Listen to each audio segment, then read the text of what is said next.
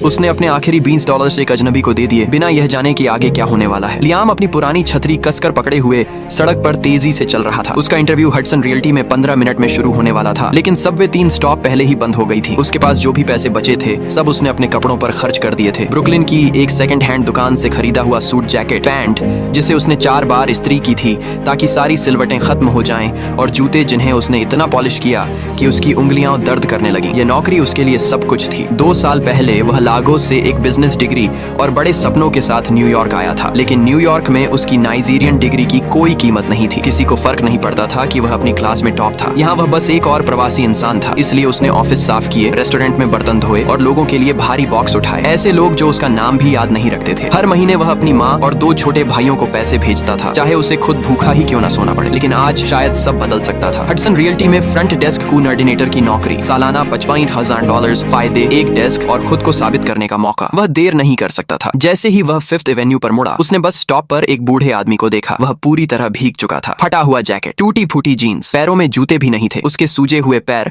गंदे बारिश के पानी में थे और उसका पूरा शरीर ठंड से कांप रहा था। लियाम थोड़ा रुक गया। उसका दिमाग चिल्ला रहा था, तुम लेट हो रहे हो, तुम यह नहीं कर सकते। लेकिन उसके कदम रुक गए। बूढ़े आदमी ने ऊपर देखा। उसकी आंखों में उलझन, थकान और गहरा दुख था। लियाम उसके पास गया और अपनी छतरी उसके ऊपर कर दी। उसने कहा, आप यहाँ नहीं रह सकते, बहुत ठंड है, आप बीमार हो जाएंगे। बूढ़े आदमी की आवाज अब बहुत धीमी थी। मेरे पास कहीं जाने की जगह नहीं है। मैं अपने बेटे को ढूंढ रहा हूँ, लेकिन मुझे उसका पता याद नहीं। मैं कल से यहीं बैठा हूँ। लियाम का दिल बैठ गया। उसने पूछा, क्या आपने कल से कुछ खाया है? बूढ़े आदमी ने धीरे से सिर हिला दिया। नहीं। लियाम ने अपनी घड़ी देखी। इंटरव्यू में सिर्फ 12 मिनट बचे थे। फिर उसने उस कांपते हुए, भूखे और अकेले आदमी को देखा और उसने फैसला कर लिया। वह बोला, मेरे साथ चलिए, मैं इंटरव्यू के लिए जा रहा हूँ। आप अंदर बैठ सकते हैं, वहाँ गर्मी और सूखी जगह है। जब मेरा इंटरव्यू खत्म होगा, मैं आपको आपके बेटे को ढूंढने में मदद करूंगा। बूढ़े आदमी की आंखों में आंसू आ गए। उसने पूछा, तुम मेरी मदद क्यों कर रहे हो? तुम मुझे जानते भी नहीं। लियाम हल्के से मुस्कुराया। उसने कहा, जहाँ से मैं आता हूँ वहाँ कहाँ जाता है। जब आप किसी को डूबते हुए देखते हैं तो उसका नाम नहीं पूछते, उसे पानी से बाहर निकालते हैं। उसने बूढ़े आदमी को सहारा देकर खड़ा किया और अपना सूट जैकेट उसके कंधों पर रख दिया। दोनों बारिश में साथ साथ चलने लगे। लियाम हडसन रियल्टी पहुंचा, पूरा भीगा हुआ, बिना जैकेट के, और अपने साथ एक बेघर बूढ़े आदमी को सहारा देते हुए। उसे बिल्कुल अंदाजा नहीं था